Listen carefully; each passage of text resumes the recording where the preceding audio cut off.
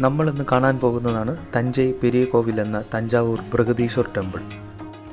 ദ്രാവിഡ വാസ്തുവിദ്യയുടെ ഏറ്റവും മികച്ച ഉദാഹരണങ്ങളിലൊന്നാണ് തഞ്ചാവൂർ ബൃഹദീശ്വർ ടെമ്പിൾ.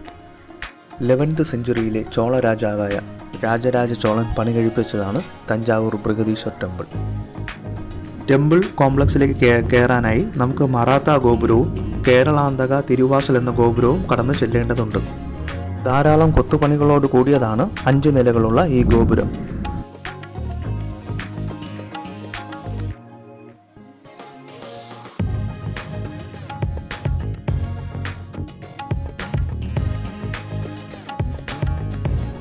നമ്മൾ ടെമ്പിൾ കോംപ്ലക്സിലേക്ക് കയറി ചെല്ലുമ്പോൾ ആദ്യം കാണുന്ന വലിയ മണ്ഡപമാണ് നന്ദി മണ്ഡപം.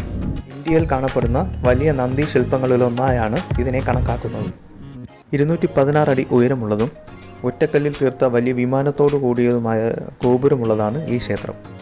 വലിയ കല്ലുകൾ ചെത്തിമിനുക്കി ഇൻ്റർലോക്കായാണ് ഈ ക്ഷേത്രവും നിർമ്മിക്കപ്പെട്ടിരിക്കുന്നത്. യാതൊരുവിധ സിമെൻറ്റോ മറ്റു വസ്തുക്കളോ യാതൊന്നും തന്നെ ഉപയോഗിച്ചിട്ടില്ലാത്ത നിർമ്മിതിയാണ് ഇവിടെ കാണപ്പെടുന്നത്.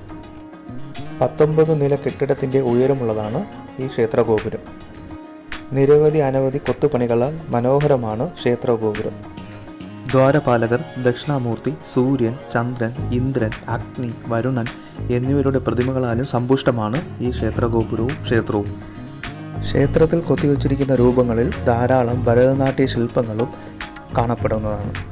കൂടാതെ നൃത്തമണ്ഡപവും എന്നിവയും ഈ ക്ഷേത്രത്തിൽ കാണാവുന്നതാണ്.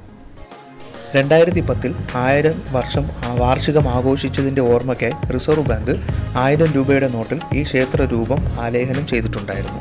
നിരവധി ആക്രമണങ്ങൾ നേരിടേണ്ടി വന്ന ഒരു ക്ഷേത്രം കൂടിയാണ് ഇത്.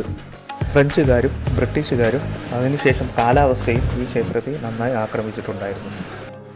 ഒരിക്കലെങ്കിലും നമ്മൾ കണ്ടിരിക്കേണ്ട സ്റ്റണ്ണിംഗ് ആർക്കിടെക്ചറൽ മാർവൽസാണ് ഈ ടെമ്പിൾ ഗോപുരം. യുനെസ്കോ വേൾഡ് ഹെറിറ്റേജ് സൈറ്റായി ഇന്ന് ഇതിനെ പരിപാലിച്ചു പോരുന്നു.